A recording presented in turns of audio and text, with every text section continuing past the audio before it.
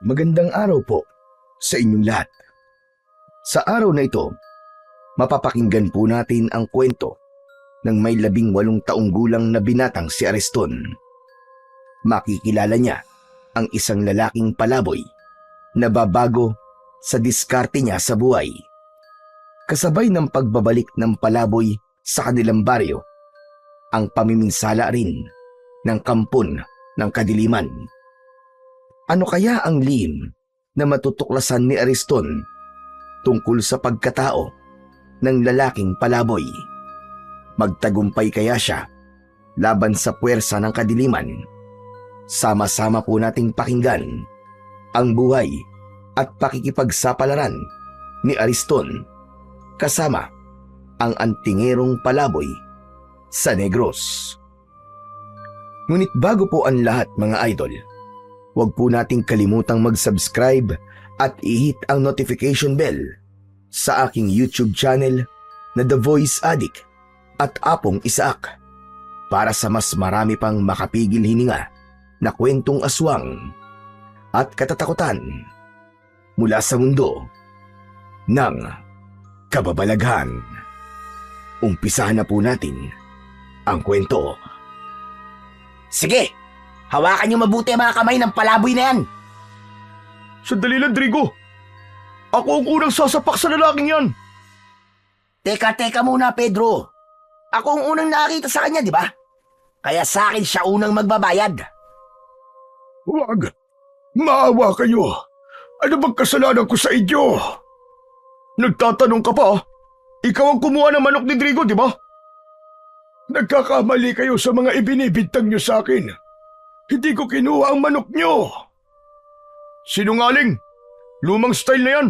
Nagpapalusot ka lang eh. Wala talaga akong kinuha. Huwag ka lang tumanggi. Aminin mo na, palaboy, para hindi ka na masaktan. Wala talaga akong alam sa mga ibinibintang niyo. Kaya't pakawalan niyo na ako. Nakikiusap ako. Ang dapat sa mga kagaya mo, pinapatay dahil salot ka. Magmula nang dumating ka sa lugar namin, sunod-sunod na mga namatay sa baryo namin. Marahil, bukod sa magnanakaw ka, isa ka ring aswang. Wala kayong sapat na batayan sa mga ibinibintang niyo sa akin.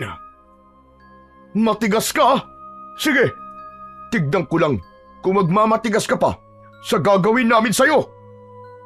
Mula naman sa kinaroroonan ng may 18 taong gulang na binatang si Ariston, naririnig niya kung ano ang mga sinasabi ng magkaibigan sa lalaking palaboy na si Mang Ebreo. Habang nagpupumiglas ito mula sa pagkakahawak sa tigkabilaang braso ng 2 lalaki na kasama nina Pedro at Drigo. Hindi na halos nagulat si Ariston dahil madalas niyang nakikita ang mga ito na pinag-iinitan ang lalaking palaboy. Ayaw niya sanang makialam sa problema ng iba, subalit hindi niya matiis na hayaan na lamang saktan ng mga ito si Mang Ebreo. Muling sinulyapan ni Ariston ang mga lalaking may hawak pa rin sa lalaking palaboy. Pagkalipas ng ilang sandali, pinagbababayo ng suntok ng mga lalaki ang palaboy. Bumagsak ito sa lupa habang sinasalo ang lahat ng sipa at suntok ng mga ito. Kaya naman, hindi na nakatiis ang binata. Malalaki ang hakbang ng mga paa na nilapitan niya sina Drigo at Pedro. Kasabay ng bawat hakbang, malakas siyang sumigaw para mabaling ang atensyon ng mga ito sa kanya. Hoy! Itigil niyo yan! Huwag niyo siyang saktan! Lahat ng tao ay napalingon sa gawi ng binata. Subalit patuloy pa rin ang pambubugbog ng mga ito sa lalaking palaboy. Habang unti-unting lumalapit si Ariston, napansin niya na nababalutan na ng alikabok ang katawan ni Mang Ebreo habang namimilipit ito sa labis na sakit. Muling umalingaw-ngaw ang malalakas na suntok at hampas ng sipa sa katawan nito, kasabay ng pagmumura ng mga lalaki. Sa kabila nito, Hindi man lang gumanti ang lalaking palaboy. Ni Daing ay walang narinig si Ariston. Tila ba tinanggap na lamang nito ang hapdi ng bawat hagupit ng kamao ng magkaibigan. Habang patuloy sa pambubugbog ang mga ito, dumadagundong din sa paligid ang pagtatanong nina Pedro at Drigo tungkol sa manok na nawala. Sakto namang paglapit ni Ariston, agad niyang itinulak sa balikat sina Pedro at Drigo, kaya napalayo ito ng agwat kay Mang Ebreo na nakabulagta pa rin sa lupa. Anak ng putya, oo. Bakit ka ba nakikialam dito ha, Ariston? Kailangan ko na talagang makialam dahil hindi na tama ang ginagawa niyo. At sino ka para magsabi sa akin ng ganyan, ha? Huwag ka na magkunwari, Drigo. Alam kong gumagawa ka lang ng kwento para hindi isipin ni Pedro na ibinenta mo sa iba ang manok nyo. Di ba? Kilala kita eh. Alam ko mga ganyang style mo.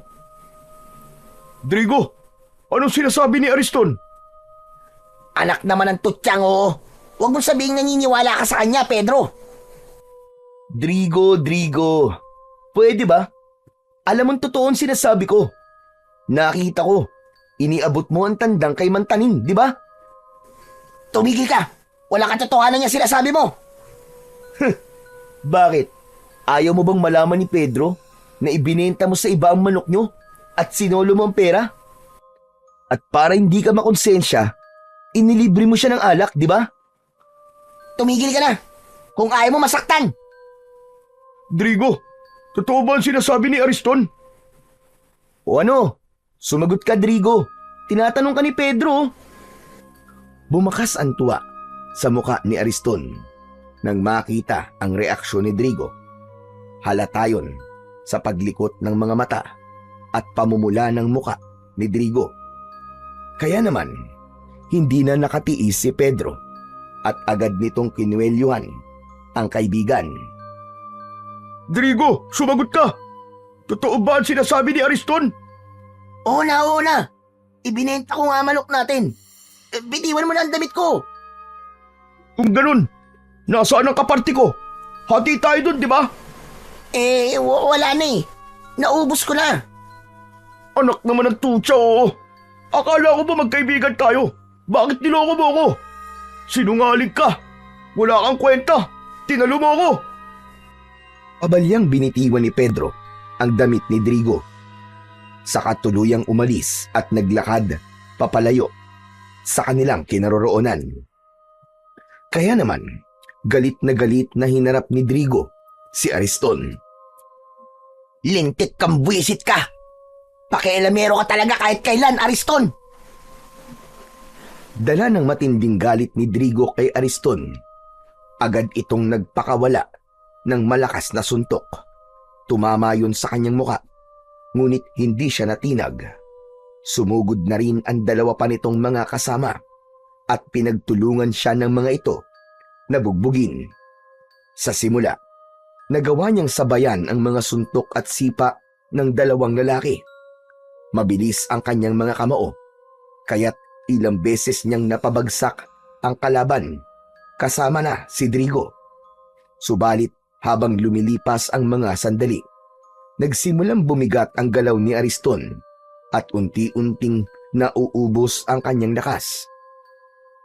Sa pagkakataong yun, nagsabay-sabay na ang tatlo sa pag-atake sa kanya.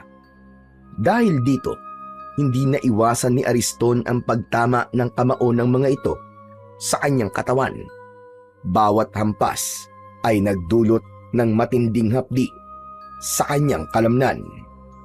Hanggang sa huli, nawalan ng lakas si Ariston at tuluyang bumagsak sa malamig na lupa. Hingal na hingal at halos hindi na makatayo. Hindi nagtagal, pinakawalan ni Drigo ang malalakas na suntok. Sinunggaban nito si Ariston sa damit at sa tindi ng galit nito, binayo ng suntok sa muka ang binata. Dumugo ang labi at ilong ni Ariston at sa bawat suntok, nag-iwan ito ng pasa at sugat sa kanyang muka. Hindi pa nakontento, Sinipa pa siya nito sa tagiliran, dahilan upang mapaubo si Ariston sa labis na sakit. Ang lupa ay nabahira ng dugo at ang hangin ay napuno ng mga ungol ng sakit mula sa bibig ng binata. Sa gitna ng karasang yun, biglang dumating si Lolo Castor.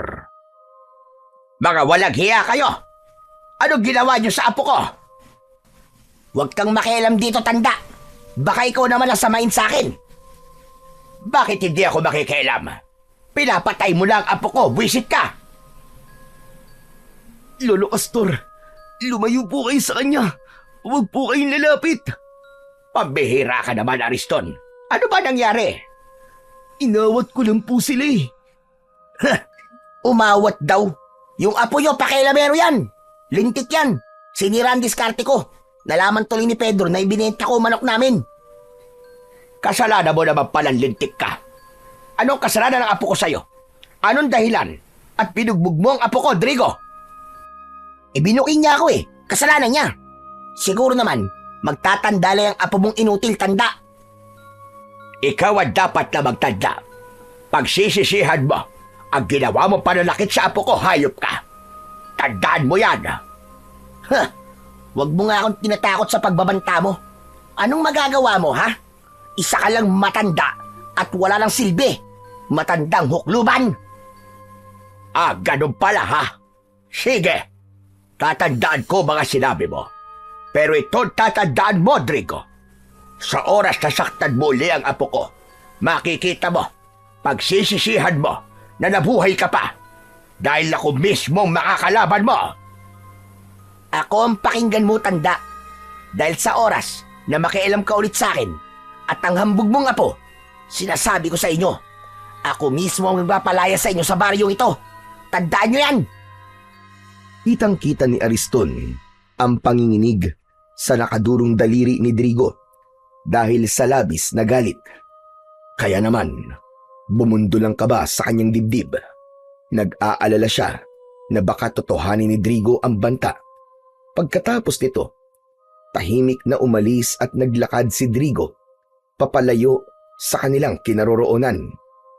Kasunod nun, naramdaman ni Ariston ang pamimigat ng talukap ng kanyang mga mata at tuluyan na siyang nawalan ng malay. Sa muling pagbabalik ng malay ni Ariston, ay naramdaman niya ang maligamgam na tubig na dumadampi sa kanyang balat. Kasabay nito, naririnig din niya ang mahihinang bulong ng matanda sa pagsambit nito ng isang orasyon. Kahit nakapikit si Ariston, batid niya na ang ingay na nasa tabi niya ay nagmumula sa mga garapon na madalas gamitin ni Lolo Castor sa panggagamot. Maya-maya pa ay narinig niya na nagsalita si Lolo Castor. Bumagog ka na dyan, apo. Alam kong gising ka na. Kailangan natin na mag-usap. Nang marinig ni Ariston ang sinabi ni Lolo Castor, dahan-dahan niyang iminulat ang kanyang mga mata. Alam niyang pag-uusapan nila ang tungkol sa nangyari sa kanya. Kaya naman, dahan-dahan siyang bumangon. Si Lolo Castor naman ay tumayo at lumapit sa bintana. Bigla naman ang pagguhit ng pananakit sa kanyang katawan, kasabay ng pamimigat ng kanyang labi at panginginig ng kanyang mga braso. Sa puntong yun, nagsalita si Lolo Castor. Hindi ba't kabilib-bilin ako sa'yo na huwag kang makikialam sa buhay ng iba, lalo na sa buhay ng palaboy na yon?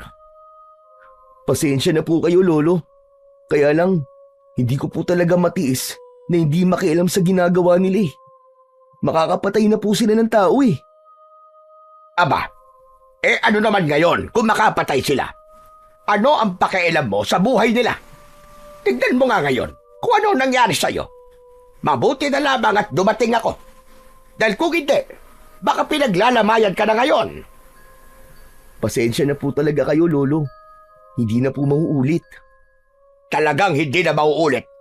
Dahil sa oras na malaman ko na nakikialam ka na naman sa buhay ng ibang tao, ilalayo talaga kita. Ipapadala kita sa probinsya ng nanay mo. Pangako po, Lolo Castor.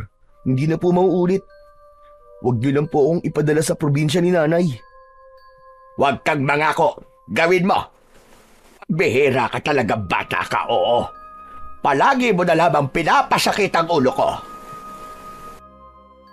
Tuluyan nang napatungo ng muka si Ariston. Wala siyang masabi. Aminado naman siya na nagkamali siya. Ilang beses siyang napapasama sa gulo nang dahil sa pangingialam niya sa buhay ng may buhay. Iniisip niya na tumulong sa iba pero hindi naman siya nag-aalala para sa kaligtasan niya. Kaya sa huli, bugbog sarado ang inaabot niya. Si Lolo Castor lamang ang natitira niyang pamilya magmula nang mamatay ang kanyang mga magulang. Si Lolo Castor ay isang mahusay na albularyo sa kanilang baryo. Naging sikat ang matanda dahil sa husay nitong manggamot. Kaya naman, yun na rin ang naging hanap buhay ng matanda pagkatapos itong tumigil sa pananabas ng tubo. Teka, sandali lamang, Ariston. Bakit ba madalas mong ipinagtatanggol si Ebreo? Ano ba ang meron? At handa ka magbuwis ng buhay para sa kanya? Hindi niyo po ba nakikita? Nakakaawa po ang itsura niya. Wala pong pamilya na magtatanggol sa kanya. Hindi ko po talaga kayang makitang may sinasaktan sa harapan ko, Lolo. Ewan ko ba? Hay nako. Pambihira ka talaga, Ariston. Hanggang maaga pa, itigil mo na ang pagtulong sa iba. Itigil mo ang ugaling yan. Baka ikapahamak mo yan at pagsisihan mo sa bandang huli. Isa pa, tutulong ka na lang din naman. Doon pa, sa nasisiraan na ng ulo. Ano po ba nangyari kay Mang Embryo, Lolo Castor?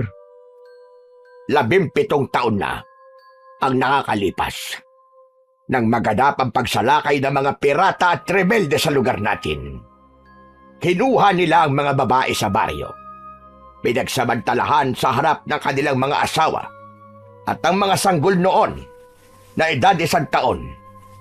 Pinatay ng mga tulisan sa pamamagitan ng pag-aagi sa mga ito sa ere at pagkatapos ay sasambutin ng kanilang itak. Lahat ng yon ay nasaksihan ni Embryo. Namatay ang kanyang pamilya sa mismong harapan niya. Kaya po ba nasiraan ng ulo si Mang Embryo at naging isang palaboy? Hindi yun ang naging dahilan kung bakit naging palaboy si Embryo. Hindi niya kinaya ang sakit nang mawalan siya ng pamilya. Kaya umalis siya sa baryo natin. Pero pagkalipas ng ilang taon, bumalik siya. Ganyan na ang kilos niya. Ang sabi marahil daw ay kinuha ng engkanto si Embryo. Kaya't nagkaganyan ang buhay niya. Kaya naman, nakikiusap ako sa iyo, Apo. Abay, mag-iingat ka sa kanya.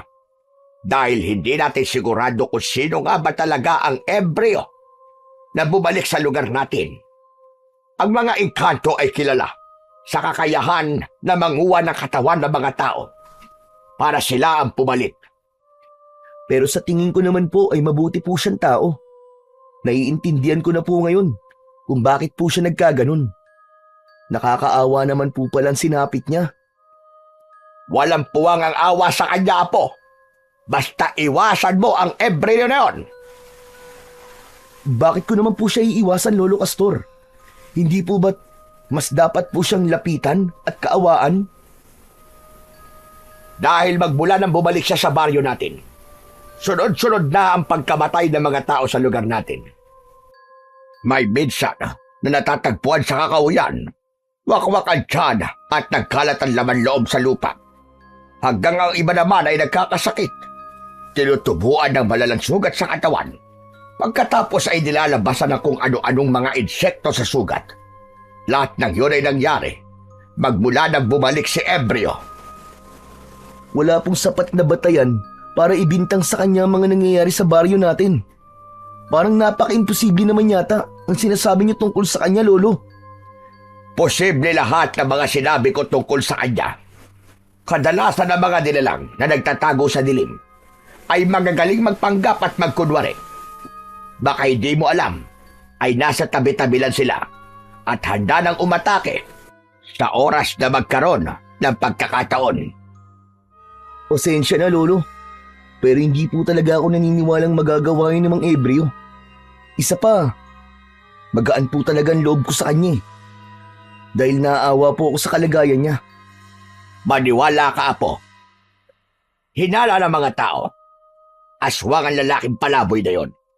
Hindi magtatagal at malalantad din sa lahat ang totoo niyang pagkatao. Nakalimutan niyo na po ba, Lo?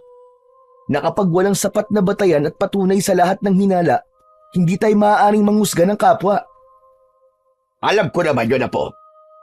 Pero iba si Ebreo. Kahit sundan mo pa siya, makikita mo. Lalabas din ang totoo niyang pagkatao. Sa sinabing yun ni Lolo Castor, isang plano ang nabuo sa isip ni Ariston.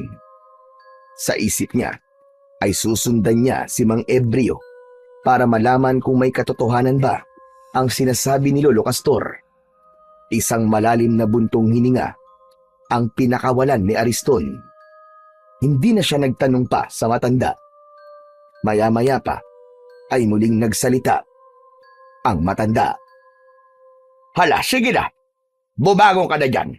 Basta mga biling ko sa'yo, huwag mong kalilimutan nang hindi ako nag-aalala sa'yo, iho. Huwag na po kayo mag-alala, Lolo Castor. Hindi ko na po kayo bibigyan ng sakit ng ulo. Pangako po. Abay, dapat lang. Baka yan pa maging dahilan ng maaga kong kamatayan. Masakit din naman sa ulo yung palaging nagsasaway sa'yo. At saka hindi ka na bata, Ariston. Hala, sige na. Bumangon ka na dyan at magtrabaho ka na. Total naman magaling na ang sugat mo at nalagyan ko na yan ng gamot. Teka, saan naman po pala kayo pupunta at bihis na bihis po kayo? Magtutungo ako sa kabilang baryo. Meron akong pasyente roon. Kaya naman bahala ka na muna rito. Yung mga ibiniling ko sa'yo, wag mong kalilimutan. Hindi na hinintay ni Lolo Castor na sumagot pa si Ariston. Agad itong umalis sa kanyang harapan at naglakad palabas ng kanyang silid. Pagkalipas ng ilang sandali, narinig niya ang pagbukas ng pinto sa labas. Kasunod ng mahinang yabag ng paa nito, papalayo sa kanilang bahay. Kaya naman, nang kumalat ang nakakabinging katahimikan sa loob ng kanyang kwarto, saka lamang niya naisip ang tungkol kay Mang Ebreo. Bigla niyang naalala na nasaktan din ito mula sa pambubugbog ni na Pedro at Drigo. Nang mga sandaling yon ay naramdaman niya ulit ang pananakit ng kanyang binti. Ngunit nailalakad niya na ito ng bahagya. Talagang maaasahan si Lolo Castor pagdating sa panggagamot.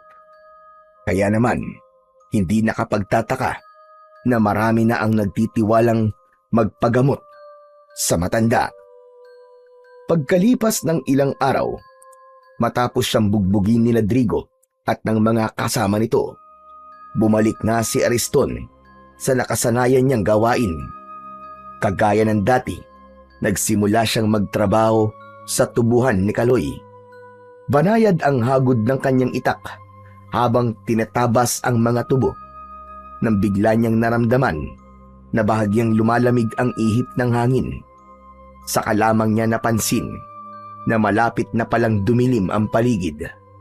Kaya naman, nagpasya si Ariston na lisanin ang lugar na yon.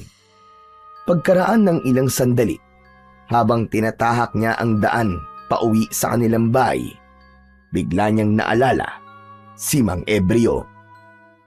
Ilang araw na rin ang lumipas, pero hindi ko na nakikita si Mang Ebreo. Nasaan na kaya siya ngayon? Ano na kayang kalagayan niya? Tumigil sa paglalakad si Ariston nang makasalubong niya si Drigo. Nakatungo ang mukha nito at balot ng balabal ang buo nitong katawan. napakunot ang kanyang noo, kaya napatitig siya sa muka ng binata. Napansin niya kagad ang mga sugat nito sa balat. Nagtutubig yun at namamaga. Hindi siya maaaring magkamali. Sakit yun ng mga taong dinadapuan ng peste o salot na sakit sa kanilang lugar.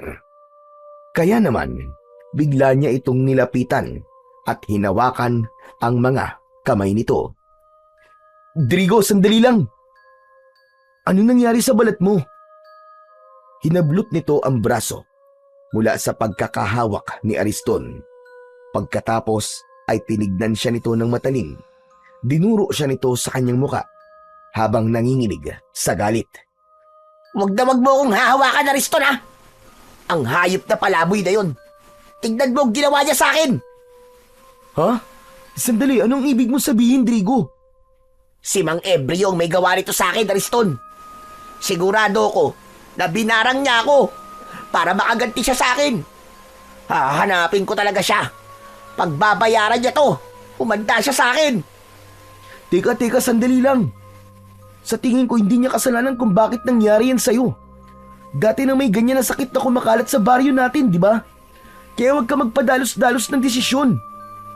Hindi ako tanga, Ariston. Siya lamang ang gagawa nito sa akin. Alam ko, mambabarang ang hayop na yon. Papatayin ko siya. Isinusumpa ko. Nahahanapin ko siya kahit saan pa siyang lupalok magtago. Kaya kung alam mo kung nasan si Mang Ebrio, ang mabuti pa sabihin mo na. Drigo, kahit alam ko pa kung saan siya nagtatago, wala kang maaasahan na tulong mula sa akin. Kaya makakaalis ka na. Hanapin mo siya na mag-isa kung gusto mo. Siguro magkasabwat kayong dalawa, no? Kaya mo siya pinagtatakpan. Kung ganun, si Lolo Castor ang tatanungin ko. At sa oras na hindi niya gawin na sinasabi ko, ang lolo mo ang papatayin ko. Tandaan mo yan. Sabay alis ni Drigo sa kanyang harapan. Sinubukan ni Ariston na pigilin ito, ngunit ang balabal nito ang nahawakan niya. Kaya naman, natanggal ang pagkakabalot nun sa katawan ni Drigo. Lumantad sa paningin ni Ariston ang nakakadiring itsura ng buong katawan ni Drigo, kasunod ng pag-alingasaw ng masangsang na amoy mula sa katawan nito. Sa pagkakataong yun, pareho silang natigilan. Kitang-kita ni Ariston ang mga sugat sa balat nito, namamaga at nagtutubig. Ang bawat paligid ng sugat ay nangingitim na at may mabahong likidong tumutulo na tila nana. At habang pinagmamasdan ni Ariston ang sugat sa katawan ni Drigo, lumabas mula sa sugat nito ang buhay at maliliit na ipis. Nagtatatalon si Drigo na pilit na pinipispisan ang sarili nitong sugat upang matanggal ang mga isip. Gusto niyang masuka, ngunit mas nangibabaw ang pag-aalala niya sa mga nakikita. Sa kabila ng sakit na nararamdaman ni Drigo, pilit nitong piniga ang sugat. Hindi halos magawang tignan ni Ariston ang mga nangyayari sa kanyang kaharap. Gusto niya itong lapitan, gusto niyang tulungan, ngunit ibinilin sa kanya ni Lolo Castor na kapag nakaharap niya ang mga taong may ganong kondisyon, ay huwag niyang hahawakan ang mga yon. Dahil sa oras na mahawakan niya ang sugat nito, mahahawa siya ng sakit ng taong nagtataglay ng ganong klaseng karamdaman. Kaya naman, nanlalaki ang kanyang mga mata habang nakatingin lamang sa lalaki. Bumakas sa muka ni Drigo ang labis na paghihirap. Maputla, pawis na pawis, at halos mapunit ang labi sa kakakagat dahil sa kirot. Ang bawat hininga nito ay mabilis na parang pagod. Naluluha ang mga mata dahil sa takot sa mga ipis. Sa katahimikan ng kakauyan, ang daing at ungol ni Drigo ang kanyang naririnig. Isang nakapangingilabot na eksena ng isang taong winawasak, hindi lamang ng sugat, kundi ng karumihan at kasindak-sindak na paghihirap mula sa mambabarang. Kung nangyayari yan sa'yo, Drigo, bakit hindi ka magpagamot kay Lolo Castor? Imbis na paghihiganti ang isipin mo, unahin mo muna magpagamot. Huwag ka na magkunwari na nag-aalala ka sa akin, Ariston. Tigilan mo ako. Drigo, hindi ako nagkukunwari. Totoo na nag-aalala ako sa kalagayan mo ngayon. At si Lolo Castor lang ang makakatulong sa'yo. Wala nang iba. Pagkatapos kong bantaan ng buhay ni Lolo Castor, sasabihin mong sa kanya ako magpagamot. Hindi ko yung gagawin. Ang dapat nito, patayin ang bumarang sa akin. Yun lang ang tanging paraan. Pagkasabi nun ni Drigo, dinampot na nito ang balabal na nahulog sa lupa. Kaya nakita ni Ariston ang panginginig sa mga kamay ng binata. Nang mahawakan nito ang balabal, ay mabilis nitong ibinalot sa kanyang katawan at umalis sa lugar na yon. Nahabol na lamang ng tingin ni Ariston ang nagmamadaling si Drigo. Pagkatapos ng mga nangyari kay Drigo, parang gusto na rin niyang maniwala na si Mang Ebreo ang may kagagawa nun. Kaya naman, mas tumindi ang pagnanais niya na sundan ang lalaking palaboy. Nang mawala sa kanyang paningin si Drigo, malungkot na naglakad si Ariston pauwi sa kanilang bahay. Habang tinatahak niya ang daan papunta sa kanilang kubo, ay hindi sinasadya na nakita niya si Mang Ebreo. Papunta rin ito sa madilim na bahagi ng kakauyan. Nagtataka na napatago sa likod ng puno si Ariston. Ito na ang tamang pagkakataon para sundan siya. Gusto kong malaman kung may katotohanan ba ang sinasabi ni Drigo at ni Lolo tungkol sa kanya. Tumingala muna si Ariston sa langit at nakita niya na malapit ng dumilim. Ngunit yun na ang pagkakataon na pinakahinihintay niya. Ang sundan si Mang Ebreo at alamin kung ano ang katotohanan. Pinagmasdan ng binata ang kanyang itak. Sa kadahan-dahan na naglakad pasunod sa matandang lalaki. Maingat at magaan ang kanyang pagakbang para hindi nito mahalata na sinusundan niya si Mang Ebreo. Lumipas ang ilang minutong paglalakad. Nakarating sila sa kabilang baryo. Mula sa kanyang pinagkukublihan na puno, tanaw niya na lumapit si Mang Ebreo sa pintuan ng isang babaeng may tinda ng tinapay. Nang hihingi ang lalaki sa ginang. Sa una ay hindi muna ito kumilos sapagkat kinilala muna nitong mabuti si Mang Ebreo. Ngunit hindi nagtagal ay nagbigay rin ang babae ng tinapay kay Mang Ebreo. Nang matanggap nito ang tinapay, ay muli itong nagpatuloy sa paglalakad. Kinailangan ni Ariston na magpalipat-lipat sa mga puno na madadaanan niya habang hindi inaalis ang paningin sa ginagawa ng lalaking palaboy.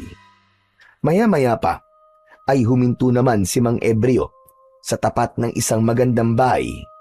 Nakita niya na kumakatok ito sa pinto at nanghihingi ng pagkain.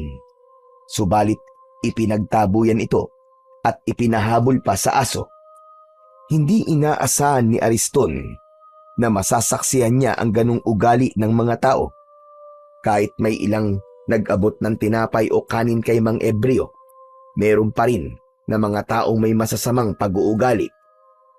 Pagkalipas ng ilang oras na paglalakad at pagmamakaawa para sa pagkain, tuluyan na itong umalis, dala ang kaunting piraso ng tinapay na nakasilid sa basang tela nito.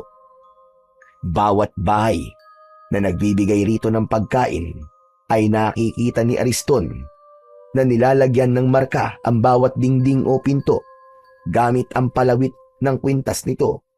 Kaya naman, napapaisip si Ariston kung bakit ginagawa yon ni Mang Ebreo.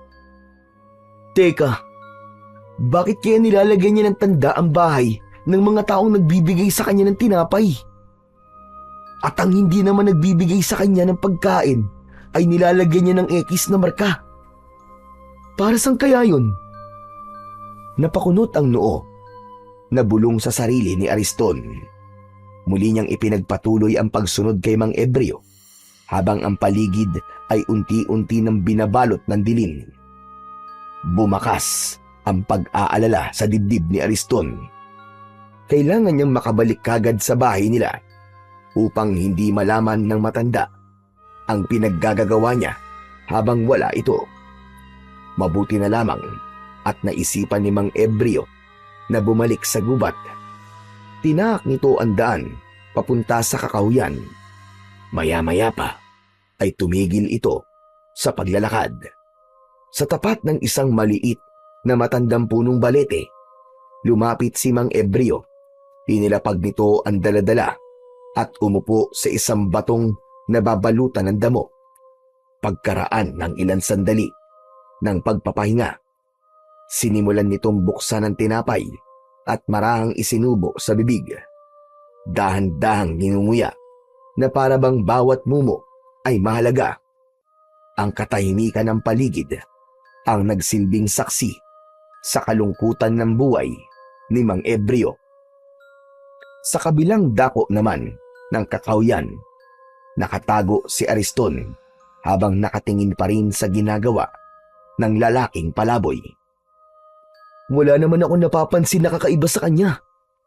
Kawawa pa nga ang kalagayan niya dahil sa ilang oras sa paglalakad niya, isang balot lamang ng tinapay ang nakuha niya at wala pang tubig. Muli siyang napatingin sa gawi ni Mang Ebreo. Kasunod nito ay maingat siyang nagpalipat-lipat sa mga puno upang hindi maramdaman ni Mang Ebreo ang presensya niya. Ang kanyang mga mata ay nakatutok sa bawat kilos ng matanda. Pinagmamasdan kung saan ito tutungo o anong lihim ang maaaring malaman niya rito. Tanging ang liwanag lamang ng sikat ng buwan ang tanglaw niya sa paligid. Naaalala niya na malapit ng sumikat ang kinatatakutan na pulang buwan. Yun ang hudyat ng muling pagkabuhay ng pinakamalakas na aswang. Ayon yun sa kwento ni Lolo Castor. Habang abala siya sa pag-iisip, ay napatungo siya at muling napasulyap sa gawi ni Mang Ebreo. Ngunit nanlaki ang kanyang mga mata. Nawala bigla ang matandang lalaki sa kinauupuan nitong bato. Hala! Nawala siya! Pambihira naman, oo! Nasaan si Mang Ebreo? Saan kaya siya nagpunta? Inilinga ni Ariston ang kanyang paningin sa buong paligid.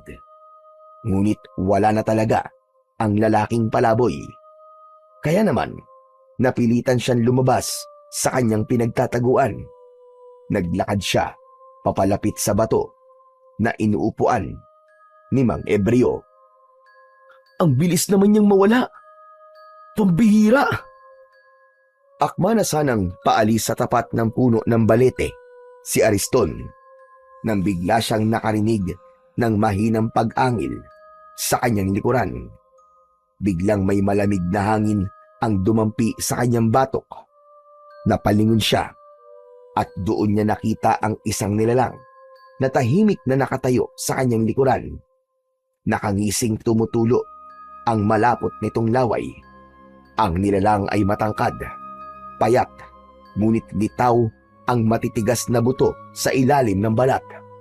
Ang muka ay pahaba, may malalaking mata na kulay dilaw na kumikislap pa nga sa dilim. Ang bibig nito ay nakanganga at mula roon nakalitaw ang mahahabang pangil na tila panghayop, habang ang dila ay mahaba. Ang mga kuko nito ay matutulis, kasing haba ng patalim, at ang balat ay kulay abong nanunuyo, parang balat ng bangkay. Mula sa likuran nito ay umaalingasaw ang amoy ng nabubulok na laman ng tao. Nakakasulasok at nakakapangilabot. Nanlamig ang buong katawan ni Ariston. Ang kanyang dibdib ay bumilis ang tibok at ang kanyang mga tuhod ay nanginig na parabang nawawala na siya ng lakas. Ramdam niya ang paggapang ng takot mula ulo hanggang talampakan, at ang kanyang lalamunan ay nanuyo na tila ayaw maglabas ng tinig. Gusto niyang kumilos pero nanigas ang kanyang mga kamay at sa kanyang mga mata ay malinaw na nakikita ang panganib. Isang halimaw na handang lapain siya anumang oras sa pagitan ng katahimikan ng kagubatan at ng malupit na anyo ng nilalang. Si Ariston ay natigilan, pinipilit na hanapin ang tapang sa kanyang puso. Ngunit ang takot ay lalong lumakas at halos umabot na sa kanyang kaluluwa. Bigla niyang naalala si Mang Ebreo. "Ikaw ba yan, Mang Ebreo? Patawarin niyo po ako kung sinusundan ko po kayo. Huwag niyo po akong sasaktan. Maawa po kayo sa akin." Hindi siya nito pinansin. Sa halip, mas lumaki pa ang pagkakangisi nito. Hindi rin niya inaalis ang paningin sa nilalang. Tila nabibinga siya sa nakakatakot na anyo ng aswang. Tanging ang malakas na pag-angin lamang nito ang gumising sa natutulog niyang katinuan. Panay ang lunok niya ng laway dahil sa nararamdaman na takot. Dahan-dahan lumapit ang nilalang sa nakatulalang si Ariston. Bago pa siya makagalaw, isinubsob na ng halimaw ang ulo nito sa kanyang balikat. Ramdam na ramdam ni Ariston ang malamig na hininga ng nilalang. Kasunod, ang matinding hapdi ng unti-unting pagbaon ng mahahabang pangil nito sa kanyang laman. Parang mabagal na bangungot ang bawat sandali. Narinig niya ang pagkapunit ng sariling balat at ang biglang pagbulwak ng dugo na dumaloy sa kanyang damit hanggang sa kanyang dibdib. Naramdaman niya ang init ng dugo habang bumababa ito sa kanyang tiyan at tagiliran, at kasabay nun ang nakakapanlumong kirot na tila dumurog sa kanyang kalamnan. Napaluhod sa sakit si Ariston at malakas na napasigaw. Ang kanyang katawan ay nanginginig at ang kanyang mga kamay ay pilit na itinutulak ang bibig ng halimaw. Ngunit mahigpit ang kapit ng aswang. Habang tinutulak niya ang mukha nito, mas lalo lamang bumabaon ang pangil nito. Naramdaman niya na tila may matigas na bagay na naiwan sa kanyang laman. Kasunod nun, dumadaloy ang dugo at naririnig niya ang nakakadiring paglagok ng halimaw. Tila ba umiinom ito ng alak, ngunit ang iniinom nito ay ang mismong buhay at sariwang dugo ni Ariston. Pilit niyang nagpumiglas, hinampas ang katawan ng halimaw, ngunit walang saysay. Ang bawat lagok ng nilalang ay nagdudulot ng panghihina sa kanyang mga tuhod at ang kanyang paningin ay nagsimula ng lumabo. Sa huling sandali ng kanyang lakas, mas malakas na sigaw ang kumawala sa kanyang bibig. "Umalis ka! Demonyo ka! Hindi mo ako mapapatay! Pakawalan mo ako! Pakawalan mo ako!" Isang malakas na suntok ang dumapo mula sa aswang, mula sa kamao ni Ariston. Humalas ito at binitiwan siya. Bumagsak si Ariston sa lupa, hapong-hapo at duguan, habang ang nilalang ay umatras. Nakatitig pa rin sa kanya, ngunit hindi na muling sumugod. Ang katahimikan ng kagubatan ay muling bumalik. Tanging mga ungol ng sugatang si Ariston at ang pagtulo ng dugo sa lupa ang nanatiling tunog ng gabing yun. Maya-maya pa ay biglang nagsalita ang nilalang na umatake sa kanya. Simula ngayon, kabilang ka na sa mga alagad ko. Nagtagumpay ako. Inilinga ni Ariston ang paningin sa paligid. Umaasa siya na merong tutulong sa kanya. Ngunit ang puno lamang ng balete ang tanging saksi sa mga nangyari sa kanya. Alam niya na ngayon na si Mang Ebreo nga ang aswang na pumapatay sa mga tao. Pagkatapos magsalita ng nilalang, ay umalis ito sa kanyang harapan. Naiwan siyang nakaluhod sa lupa habang nararamdaman ang kakaibang sakit na gumagapang sa buo niyang kalamnan. Nagkikikisay ang kanyang katawan, tumitirik ang kanyang mga mata, at dala ng labis na paghihirap. Napunit niya ang kanyang damit dahil pakiramdam niya ay mainit ang kanyang katawan at tila may lalabas na insekto sa kanyang laman. Sandali pang nagkikikisay ang kanyang katawan, biglang tumulo ang malapot niyang laway. Nagugutom, nauuhaw. Yun ang kanyang nararamdaman ng mga sandaling yun. Anong nangyayari sa akin? Hindi maaari! Kahit hindi nakikita ni Ariston ang kanyang sarili, natitiyak niya na nahawahan na siya ng aswang. Isa na siyang ganap na halimaw.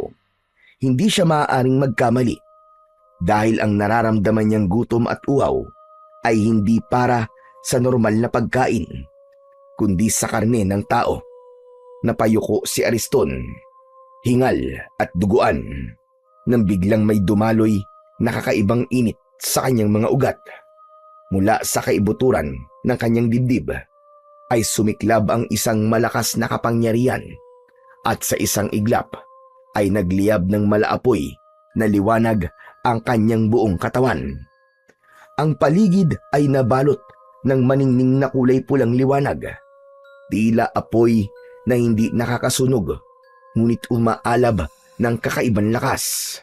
Ang kanyang damit na punit-punit ay dahan-dahang nilamon ng liwanag hanggang sa tuluyang maglaho ang mga bakas ng pagkasira.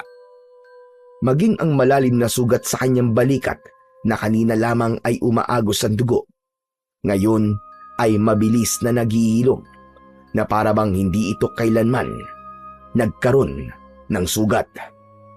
Ang bigat at sakit sa kanyang katawan ay napalitan ng kakaibang lakas.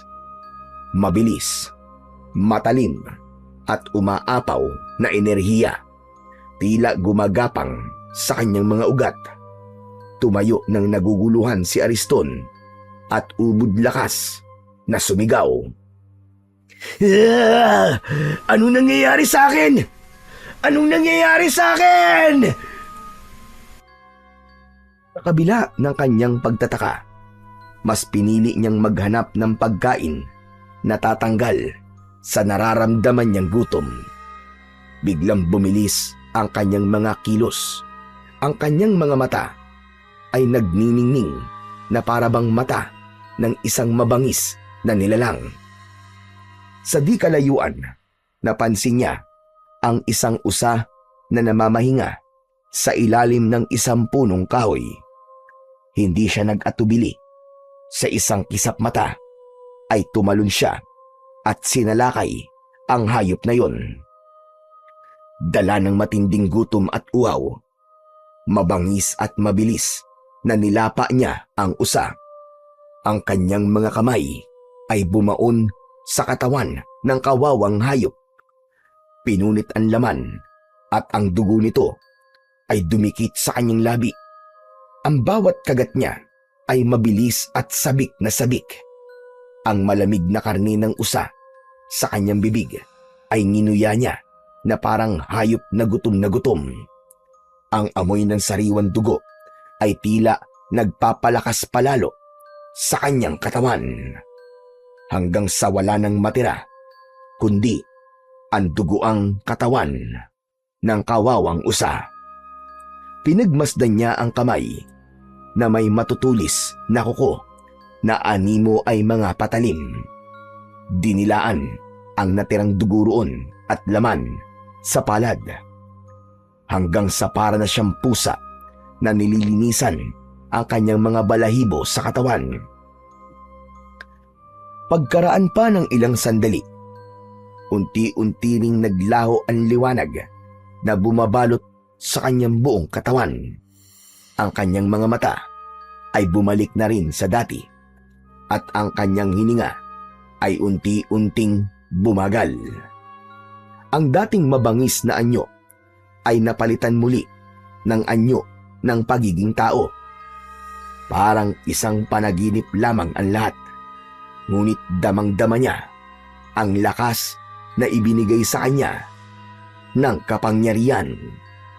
Mabilis siyang kumilos at sa hindi maipaliwanag na bilis ay nakabalik kagad siya sa kanilang bahay. Doon sa tapat ng kanilang pintuan, sa katahimikan ng gabi, nanatili si Ariston. Bit-bit ang hiwaga ng kapangyarihang bumalot sa kanyang buong pagkatao. Isang lihim na siya lamang ang nakakaalam. Isang pangalan ang biglang sumagi sa kanyang isipan. Bumakas ang matinding galit sa kanyang muka. Pagbabayaran niyang ginawa niya sa akin. Ako mismo ang papatay sa iyo, Mang Ebreo. Natitiyak ko. Ikaw lang. Ikaw ang may gawa nito sa akin. Nakuyom ni Ariston ang kanyang kamay. Galit na galit siyang nakatingin sa nakasaradong pintuan. Maingat siyang pumasok sa loob ng kubo. Magaan ang hakbang ng paa upang maiwasan ang ingay. Isinumpa ni Ariston sa kanyang sarili. Natatambangan niya ang lalaking palaboy at papatayin upang makaganti sa lahat ng mga nangyari sa kanya. Ni hindi na niya ginising si Lolo Castor. Diretso siyang pumasok sa loob ng kanyang silid. Naupo siya sa gilid ng katre. Isang malalim na buntong hininga ang pinakawalan ni Ariston bago siya nahiga sa kanyang higaan. Pagkatapos ng mga nangyari sa kanya ng gabing yun, agad na nakatulog si Ariston sa labis na pagod. Hindi niya namalayan na merong isang anino ng nilalang na nakatingin sa labas ng kanyang bintana. Nakangiti at punong-puno ng pag-asa na naisakatuparan na nito ang pinapangarap. Ang bumuo ng isang pinakamalakas na aswang. Kinabukasan ay nagising si Ariston sa mainit na sinag ng araw na tumatama sa kanyang muka. Wala siyang balak lumabas ng bahay dahil hindi na siya katulad ng isang normal na nilalang na makakatagal pa sa init ng araw. Dahan-dahan siyang bumangon sa kanyang katre upang isara ang nakabukas niyang bintana. Kaya naman, napansin niya na nagkaroon ng mga pulang guhit ang kanyang balat. Maputla at may bahid ng dugo. Maya-maya pa ay narinig ni Ariston ang boses ni Drigo sa loob ng kanilang sala. Nais na nitong magpagamot sa matandang albularyo na si Lolo Castor dahil hindi na nito kaya ang labis na sakit na nararamdaman. Pagkatapos na marinig ni Ariston ang pakiusap na yun ni Drigo, lumapit siya sa pintuan at sinilip ito sa siwang ng dingding. Parang awa niyo na, Lolo Castor. Iligtas niyo ako. Tulungan niyo ako. Hindi ko na talaga kaya. Hindi ko na kayang matagalan ang sakit na nararamdaman ko. Yan ang napapala ng masasamang tao na kagaya mo. Tatanggapin ko po ang lahat ng masasakit na salita na sasabihin niyo, Lolo Castor. Basta't tulungan niyo lang po ako. Nagmamakaawa po ako sa inyo. Tulungan niyo ako. Tulong para saan? Para mapagalingin ang malakas na barang sa katawan mo? Wala ng gamot ang makakapagpagaling sa'yo. Maliban na lamang kung papatayin mo ang may gawa niyan sa'yo. Handa akong pumatay. Gumaling lang ako sa sakit ko to. Kung totoong barang ito, sino ang hayop na yun na gumawa nito sa akin? Sa tingin ko, si Ebreo ang may gawa niya sa'yo. Kaya kailangan mong patayin siya para ikaw ay gumaling. Sa isang bahagi ng silid ay napapangiti si Ariston. Dalawa na silang maghahanap sa lalaking palaboy. Tila nawala ang kabutihan sa puso ng binata. Natutuwa siyang may ibang tao na gagawa sa mga binabalak niyang gawin para kay Mang Ebreo. Ngunit sa puso niya ay ninanais niyang siya ang unang makakakita sa lalaking palaboy dahil ang gusto niya, siya mismo ang papatay kay Mang Ebreo. Pagkatapos mag-usap sina Lolo Castor at Drigo, nagpaalam na ang binata sa matanda. Samantalang si Ariston naman ay nanatiling nakikiramdam sa kilos ng matanda sa labas ng sala. Bigla niyang napansin na papalapit sa kanyang silid ang kanyang Lolo Castor. Kaya naman, mabilis siyang naghanap ng balabal. Kailangan niyang maitago sa matanda ang kanyang kalagayan. Nang makuha niya ang balabal, ay agad niyang ibinalot yun sa kanyang katawan. Kasunod nito, narinig niya ang boses ng matanda sa labas ng nakasarado niyang pintuan. Apo! Apo! Ariston! Gumising ka na dyan. Nakaluto na ako ng almusal natin. Hala, sige na. Halika na rito. Sabayan mo na akong kumain. Mamaya na lamang po ako, Lolo Castor. Masama lang po ang pakiramdam ko. Mauna na po kayo. O sige, ikaw bahala. Mauna na akong kumain ha. Kailangan ko pa magpunta sa bahay ni Pedro. Nabalitaan mo na ba nangyari kina Drigo at Pedro? Po? Hindi pa po. Sagot niya sa tanong ni Lolo Castor. Nagkunwari siyang walang nalalaman tungkol sa nangyayari sa magkaibigan. Tila lampasan ang kanyang tingin at nakikita ang matanda na nakatayo pa rin sa labas ng kanyang silid. Alam mo ba na dinapuan sila ng malubhang karamdaman na para bang isang itim na barang? Si Drigo, humingi siya ng tulong sa akin at alam na niya kung sino ang bumarang sa kanya. Siguro naman maniniwala ka na sa akin. Si Ebreo, ang mambabarang na pumapatay sa mga biktima. Marahil ay naghihiganti siya sa mga taong nanakit sa kanya. Opo, naniniwala po ako sa inyo, Lolo Castor. Narinig ko po kayong nag-uusap kanina ni Drigo. Bumalik ang palaboy na yun para maghasik ng lagim. Nagkiskisan ang mga ngipin ni Ariston sa labis na galit. Nakuyom niya ang kanyang kamao. Sa isip niya ay hihintayin lamang niya ang pagsapit ng gabi at aabalahin niya ang kanyang sarili sa paghahanap sa lalaking palaboy. Hindi na nagsalita si Lolo Castor sa labas ng kanyang silid. Narinig niya ang mga yabag ng paa nito papalayo sa tapat ng pinto. Isang malalim na buntong hininga ang pinakawalan ni Ariston bago siya bumalik sa higaan. Ilang saglit lang ang lumipas ay muli siyang nakatulog. Hindi niya na namalayan kung gaano kabilis lumipas ang mga oras. Pagkagising ng binatang si Ariston, nagulat siyang madilim na naman ang paligid. Agad niyang kinuha ang kanyang itak na nakasabit sa dingding at sa bintana siya dumaan. Paglapat ng kanyang mga paa sa lupa, mabilis niyang tinahak ang daan papunta sa kakahuyan. Pagsapit niya sa gitna ng kagubatan, malinaw niyang nakikita ang daan dahil sa maliwanag na sikat ng buwan.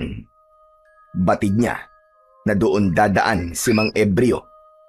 Kaya naman, naghintay siya ng ilang minuto habang nakatago sa likod ng puno ng balete. Hindi nga nagtagal, nakita niyang papalapit sa balete si Mang Ebreo. Pasa nito ang isang lumang sako na puno ng kalakal. Mabagal ang hakbang ng matanda, tila ba pagod sa maghapong panlilimos ng pagkain. Naalala ni Ariston kung paano siya nito kinagat sa balikat Isang bagay na lalong nag-udyok sa kanya upang harapin ito ngayong gabi. Nang tuluyang makalapit si Mang Ebreo, mabilis na lumabas si Ariston mula sa kanyang pinagtataguan at hinarangan ito sa daan. Bago pa makagalaw ang matanda, itinaas na ni Ariston ang kanyang itak at itinutok yun sa dibdib ni Mang Ebreo. Bumakas ang gulat at pagtataka sa anyo ng matandang lalaki. Anong ibig sabihin yan? Umasta ito na parang nasisiraan ng ulo. Nagsasasayaw na patuloy sa pagkukunwari. Ngunit sa inis ni Ariston, inatake niya ito ng taga sa katawan na agad naman itong naiwasan. Sumeryoso ang mukha nito na tumingin sa kanya. Nawala ang bakas ng pagiging siraulo ni Mang Ebreo. Buong kahandaan na napaatras ito ng hakbang.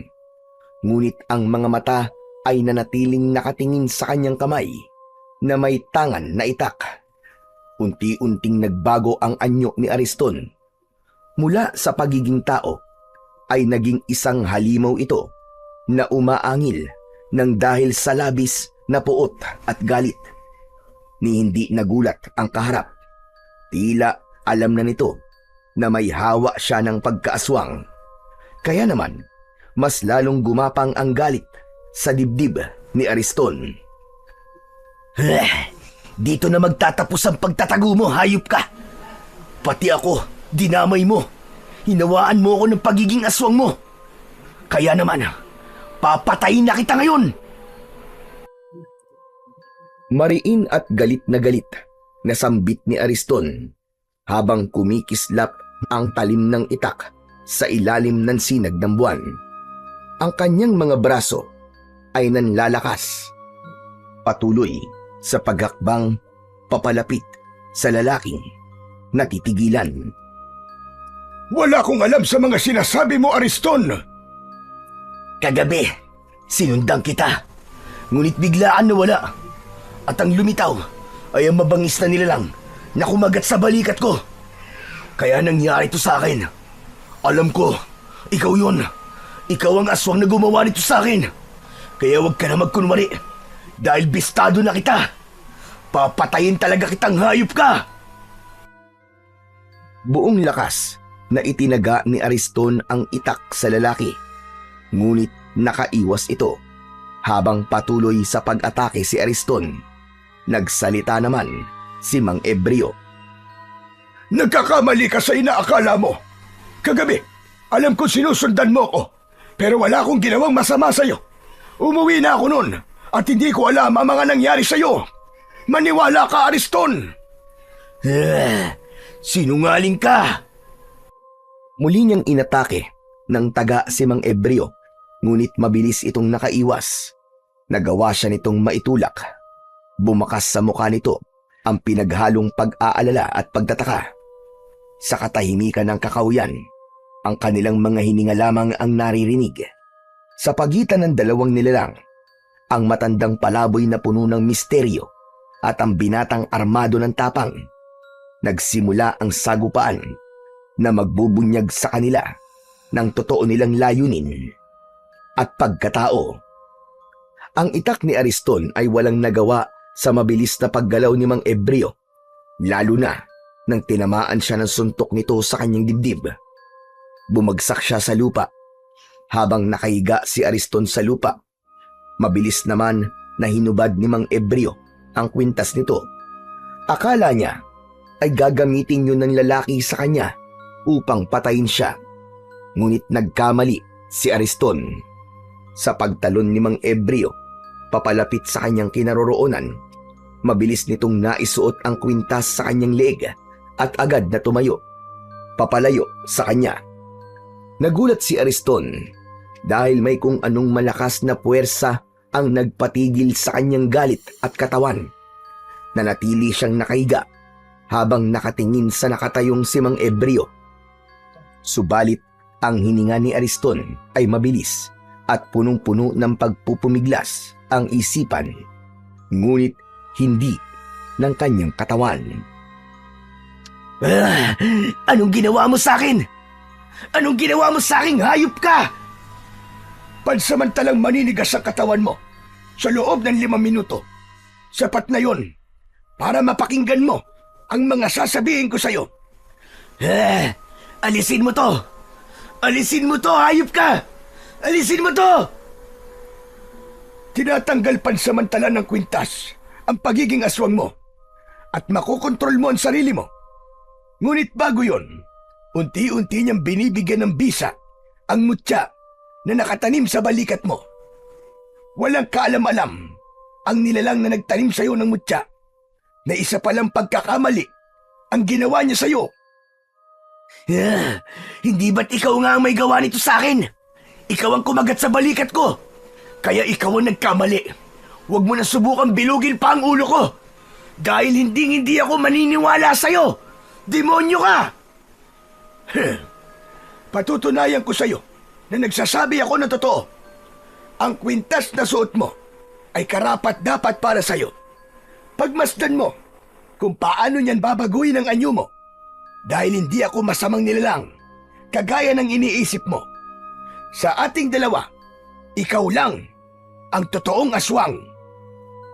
Sa ilalim ng malamlam na sinag ng buwan, hingal at pawis na pawis si Ariston habang pinagmamasdan ang pagliwanag ng suot niyang kwintas. Kanina lamang ay nanlilisik ang kanyang mga mata. Nanginginig ang kanyang mga kamay sa pananabik na mapatay si Mang Ebreo, pati na ang galit na kanyang nararamdaman para rito ay unti-unti ding naglaho. Nagsimulang magbago ang lahat. Mula sa loob ng kanyang dibdib ay unti-unting kumalat ang malamig na enerhiya. Pumapawi sa init ng halimaw na nagkukubli sa kanyang pagkatao. Ang kanyang balat na kanina ay namumula at puno ng tila naglalagablab na ugat ay muling naging payapa at bumalik sa normal na kulay. Ang kanyang mga mata na tila mata ng isang mabangis na hayop ay bumalik sa pagiging mata ng isang tao. Isa-isa ring naglaho ang bakas ng pagiging aswang ng binata. Ang mahahabang kuko ay umurong at ang matutulis na pangil ay lumubog at ang kanyang hininga na kanina ay mabigat at mabangis ay naging banayad at mahinahon. Ang kanyang katawan na parang kinokontrol ng halimaw ay muling napasunod sa kanyang sariling kalooban. Sa wakas, nakaluhod na siya sa lupa. Hawak-hawak ang kwintas na tila yun lamang ang pag-asa niya para maging tao. Si Ariston, na nilamon ng pagiging halimaw, ay muling naging tao. Kalmado, tahimik, at nagtataka kung gaano pa katagal magtatagal ang bisa ng mahiwagang kwintas sa kanyang dibdib. O ano?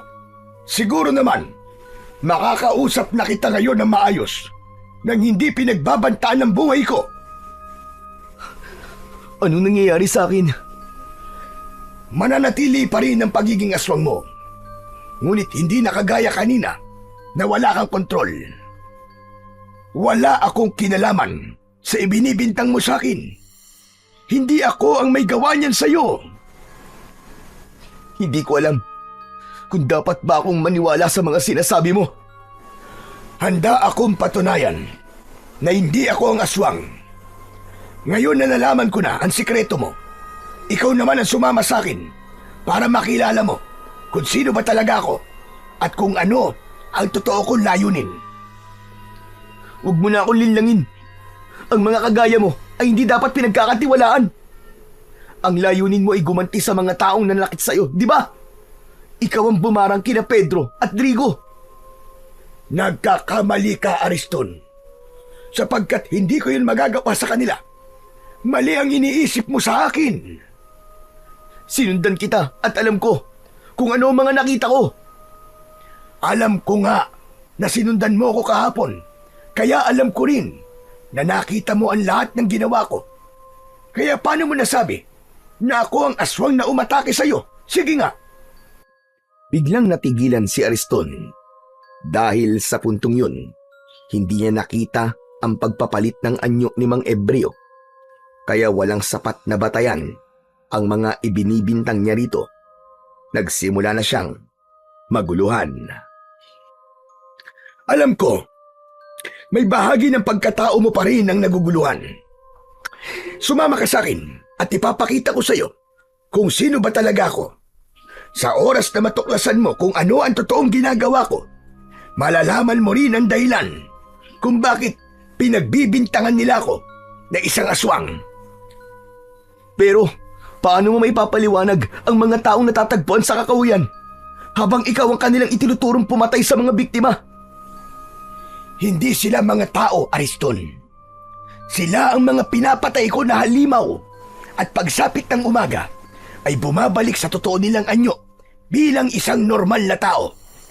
Biktima sila ng mambabarang na gumagawa ng aswang.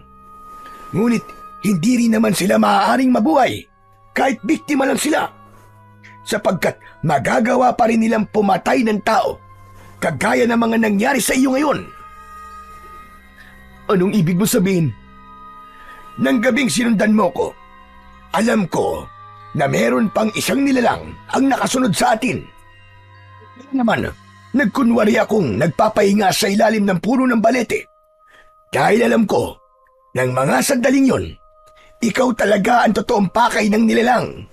Balak kanyang gawing aswang at supremo ng kanilang samahan. Teka, anong ibig mo sabihin? Merong iba na nakasunod sa akin? Teka, paano nangyari yun? Hindi ka ba gumagawa ng kwento? Ariston, totoo lahat ng sinasabi ko sa'yo. Marahil hindi mo pa rin naiintindihan na may mutyang nakatanim sa balikat mo. Nagtagumpay siya sa pangahawa sa'yo. Kaya lang, may ginawa siyang pagkakamali. Kinagat ka niya sa tapat ng baleting ito. Sabay turo ni Mang Ebreo sa puno na nasa tapat nila bago muling tumingin sa kanya. Anong kaugnayan ng balete sa mutya na nasa balikat ko? Hindi maaaring taniman ng mutya sa balikat ang isang tao kapag nasa tapat siya ng puno ng balete. Dahil ang enerhiya ng mga engkanto na nangangalaga sa puno ng balete ay sumanib sa mutyang nasa balikat mo. Kaya nagkaroon ka ng kakaibang kapangyarihan na tatalo sa mambabarang na aswang. Sa oras na mapalabas mo ang kapangyarihan ng mutya ng aswang, mapapatay mo ang pinuno ng mga aswang. Natigilan si Ariston. Hindi siya makapaniwalang naging biktima siya ng ganoong paraan ng aswang. Subalit may bahagi sa puso niya ang naguguluhan pa rin. Nalilito siya sa maraming bagay. Ngayong alam mo na ang totoong dahilan kung bakit ka tinaniman ng mutya ng aswang. Magpanggap ka na walang alam at mahuhuli mo kung sino ang totoong kalaban. Isuot mo lang ang kwintas na yan at bibigyan ka niyan ng proteksyon. Hindi ko alam kung talagang maniniwala ba ako sa mga sinasabi mo. Pero mukhang nailigtas ako ng kwintas na to na ipinasuot mo sa akin. Wala akong gagawin na masama sa iyo, Ariston. Kaya't magtiwala ka sa akin. Walang mahalaga ngayon, kundi ang palakasin ng katawan mo. Dahil sa oras na lumantad ang kulay pulang buwan, gagawin na niya ang matagal niya nang pinapangarap, ang makagawa ng pinakamalakas na aswang na susunod sa kanyang mga utos. Sa ngayon, sumama ka muna sa akin para patunayan ko sa iyo na hindi ako ang kalaban dito. Hindi maipaliwanag ni Ariston sa kanyang sarili kung bakit bigla siyang naniwala sa lalaking palaboy. Lumapit ito sa kanya at inilahad ang kamay para alalayan siyang bumangon at tumayo. Naramdaman niya ang mainit na palad nito. Sa kanya napansin ang 2 pang kwintas na nakasabit sa leeg nito. Maya-maya pa ay nilapitan ng lalaki ang lumang sako na dala nito kanina at dinukot ang isang matalas na itak. Samantalang si Ariston naman ay pinulot ang itak na nabitiwan niya kanina. Kailangan na nating umalis dito. Ipapakita ko sa iyo kung ano totoong ginagawa ko. Malalaman mo rin na hindi totoong tao ang mga pinapatay ko. Anong klaseng mga aswang Mang Ebreo? Mga bangkilan. May kakayahan kayong magpalit ng anyo bilang isang normal na tao at kayang maging aswang sa pamamagitan ng pagtatanim ng mutya. Magtatanong pa sana si Ariston nang mapansin niyang nagbago ang ihip ng hangin. Maging si Mang Ebreo ay naging alerto sa paligid. Kaya naman, dahan-dahan nilang tinatak ang makitid na daan palabas ng gubat. Ngunit bago pa sila tuluyang makalabas, biglang may gumalaw sa madilim na bahagi ng kakahuyan. Lumitaw sa kanilang harapan ang dalawang nilalang. Nakilala ni Ariston sina Digo at Pedro. Hindi na tao, kundi mga aswang na bangkilan. Ang kanilang balat ay kulay abo, nanunuyo at puno ng sugat na may amoy ng nabubulok na laman. Namumula ang kanilang mga mata, tila apoy na nagliliyab sa dilim. Ang kanilang bibig ay bumubuka na parang mga asong nauulol. Nagpapakita ng mahahabang pangil na tumutulo pa ang laway. Ang kanilang mga kuko ay mahahaba at matutulis, kumikislap sa ilalim ng buwan na para bang mga patalim na handang pumatay. Kasunod nito ang pagsasalita ni Pedro. Ikaw pala may gawa nito sa amin, Mang Ebreo. Kung ganun, dalawa kayo. Sabay ko kayong papatayin. Biglang sumugod si Pedro sa kinaroroonan ni Mang Ebreo. Tumalon ito na parang hayop habang nakaumang ang matutulis nitong mga kuko. Naiwasan yun ni Mang Ebreo. Mula sa kamay nito ay mabilis nitong itinaas ang hawak na itak. Kasunod ng pagliwanag ng kwintas nito, nasilaw si Pedro at napaatras. Subalit nang makabawi ng lakas si Pedro, agad nitong tinalon si Mang Ebreo.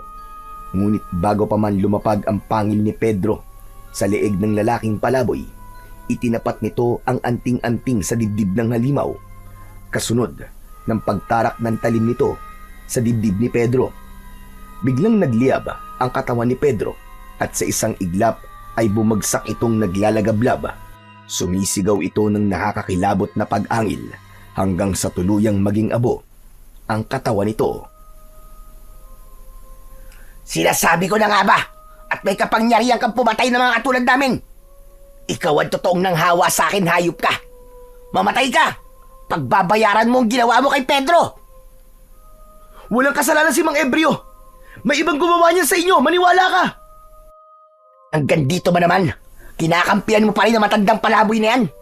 Huwag kang maniwala sa kanya, Ariston. Siya ang totoong kalaban dito. Nagkakamali ka, Drigo. May iba pang may pakana sa pagiging aswang mo.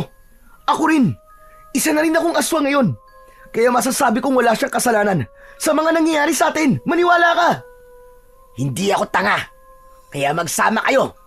Kayong dalawa ang papatayin ko.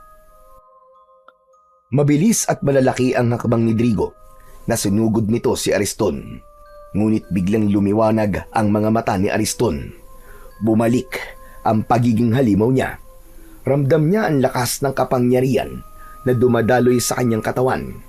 Sinalubong niya ang pagsugod ni Drigo sa kanya. Nagpambuno silang dalawa at maririnig ang ingay ng kanilang mga pag-angil. Ang kwintas na nakasabit sa leeg ni Ariston ay bigla na lamang nagliyab. Sa isang mabilis na galaw, inundayan niya ng itak si Drigo. Bumaon ng talim sa sugat nito at mula sa loob ng katawan ni Drigo, sumabog ang malakas na kulay pulang liwanag.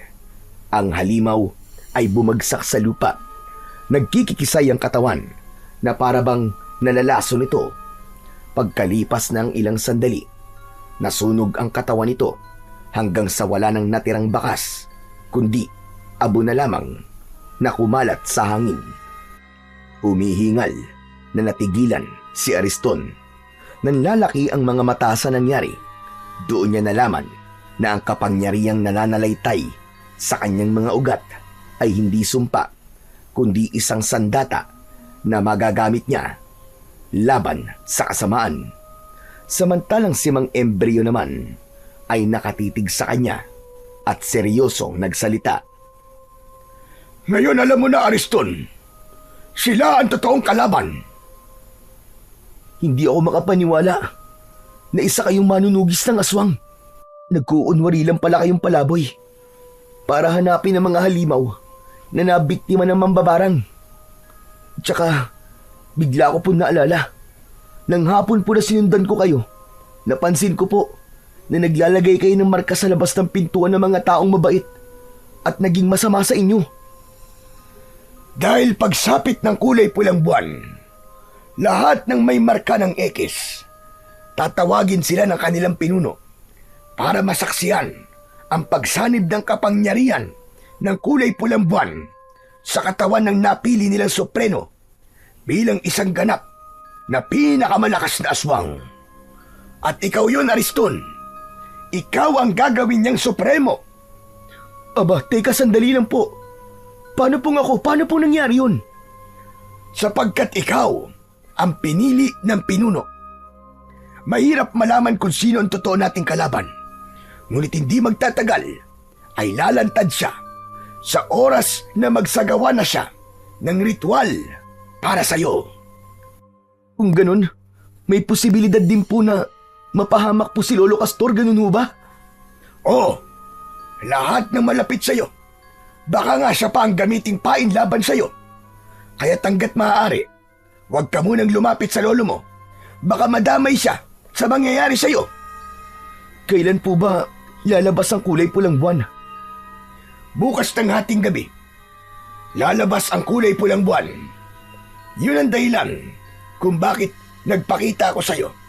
Dahil gusto kitang balaan. Sa oras na masinagang ka ng kulay pulang buwan, mag-ahari ang kadiliman sa puso mo. Wala kang maaalala at susundin mo lahat ang mga iuutos sa'yo ng taong gumawa sa'yo ng pagiging aswang. Diyos ko, ano pong gagawin ko? Ayoko pong maging aswang. Wala kang ibang gagawin kundi isipin ang kabutihan sa puso mo. Dahil sarili mong isip ang magiging kalaban mo. Ngunit sa oras na may maalala kang kabutihan sa puso mo, babalik ka sa dating katinuan at ikaw mismo ang papatay sa mambabarang na aswang na bangkilan. Bumundol ang kaba sa dibdib ni Ariston nang mahaplos niya ang palawit ng kwintas. Umaasa siya na malalampasan niya ang pagsubok na yon. Ang kailangan lamang niyang gawin ay labanan ang kasamaan. Buong isang gabi na naghanap ang dalawa ng mga aswang sa kagubatan. Lahat ng makasagupa nilang may hawa ng aswang ay pinapatay na nila upang mabawasan ang mga alagad ng mambabarang na aswang. Ang ilan na hindi nasunog ang katawan ay hinayaan nilang manatili sa kakawyan. Yun ang dahilan kung bakit iniisip ng mga tao na biktima ng aswang ang natatagpuan na patay sa kakawyan. At sa pagsikat ng araw, saka lamang sila matutunaw at masusunog. Nang matapos sila sa kanilang ginagawa, ay nagpasya ng umuwi sa bahay si Ariston.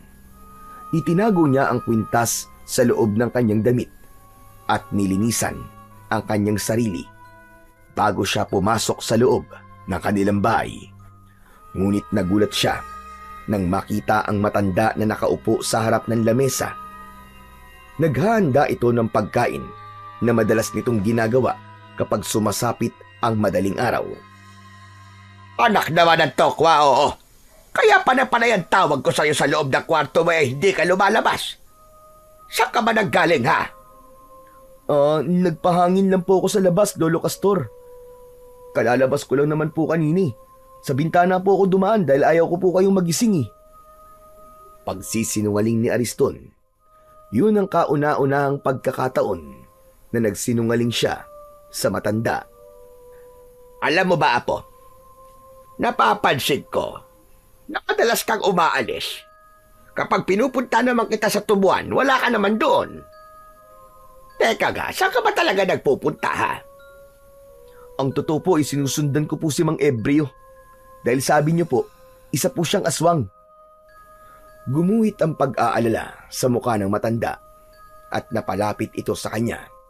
Hinawakan ni Lolo Castor ang kanyang kamay at hinila siyang paupo sa bangko, paharap sa lamesa. Apo naman, bakit ka gumagawa ng dahilan na ikakapahamak mo?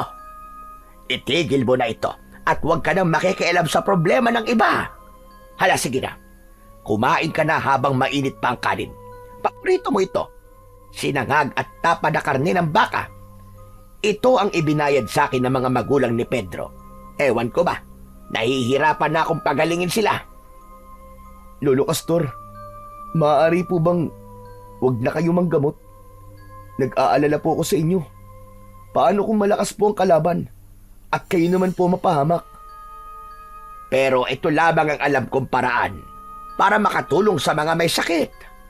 Kita nyo na? Lolo naman, bakit pwede kayong tumulong samantalang ako? Hindi pwede. Dahil magkaiba tayo. Ako nang gagamot samantalang ikaw. Nakakagulo lang. Lolo naman seryoso po ako. Seryoso naman na sinasabi ko, hindi ba?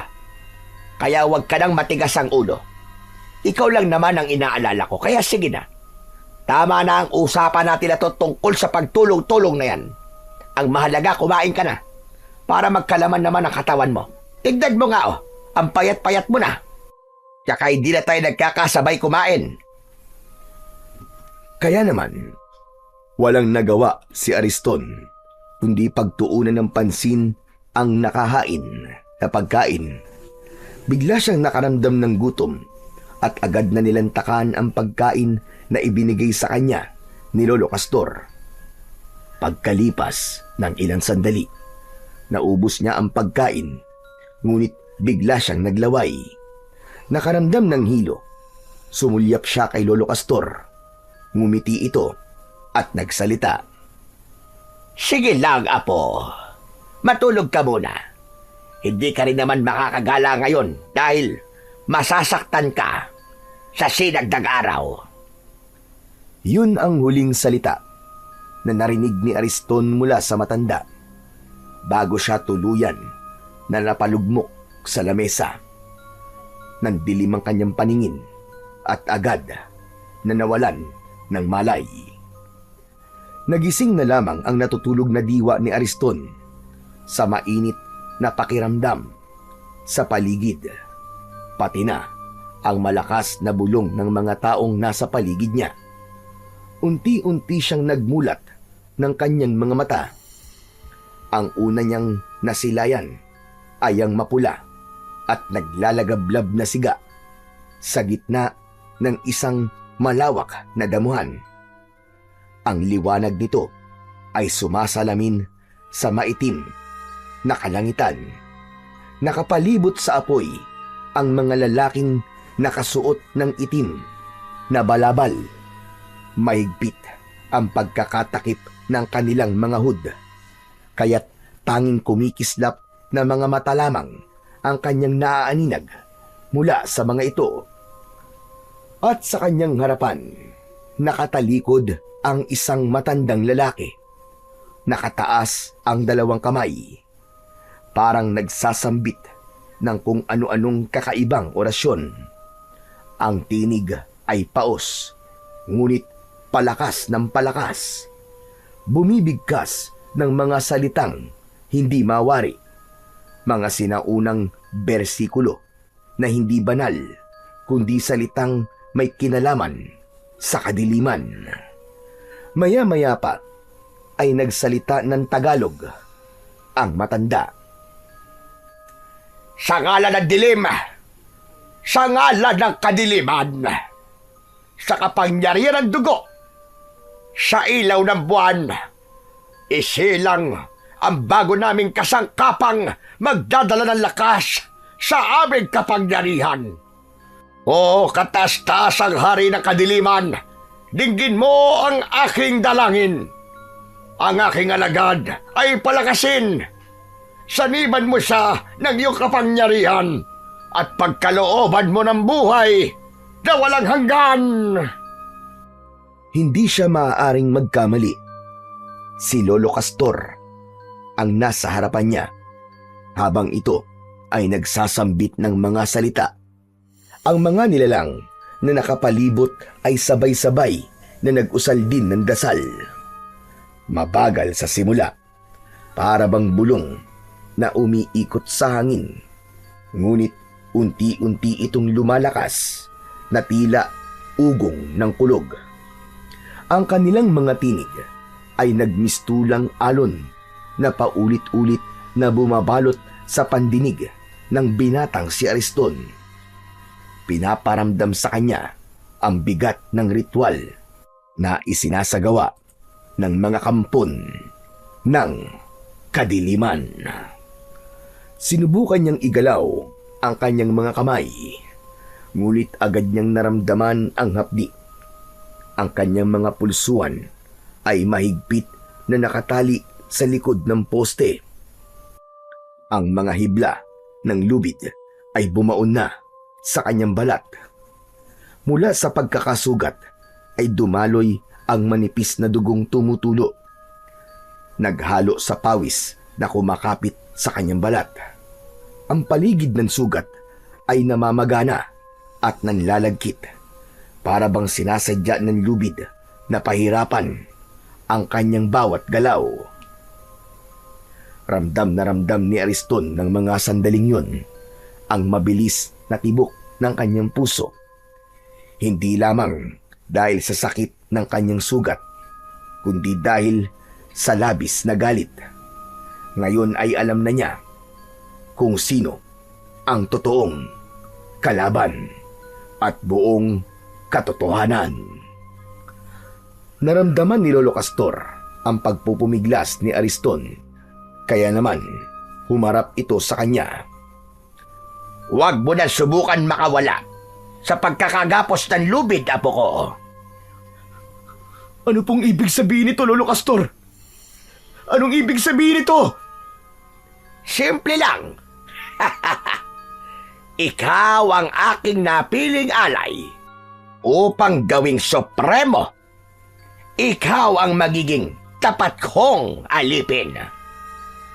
Lolo, kung ano man pong binabalak niyo, huwag niyo na pong gawin. Huwag niyo pong ituloy. Baka nakakalimutan niyo po, apo niyo po ako. Sarili niyo akong dugo. Bakit niyo ako ginaganito, Lolo Castor? Tumawa ng malakas si Lolo Castor at ibinaba ang dalawang kamay na nakataas pa sa ere. Saka lumapit ito sa kanya at hinawakan ang kanyang baba. Hindi kita totoong apo, Gunggong. Ha? Ano pong ibig niyo sabihin? Hindi tayo totoong magkadugo. Hindi kita apo. Tapos. Ginamit lamang kita para maisakatuparan ko ang lahat ng mga binabala ko. Hindi. Hindi totoo yan, Lolo Castor. Hindi totoo yan. Iyon ang buong katotohanan, Ariston. Hindi kita totoong apo. Hindi kita itinuring na apo kailanman. Hindi mo ba itatanong kung ano ang totoong nangyari sa mga magulang mo?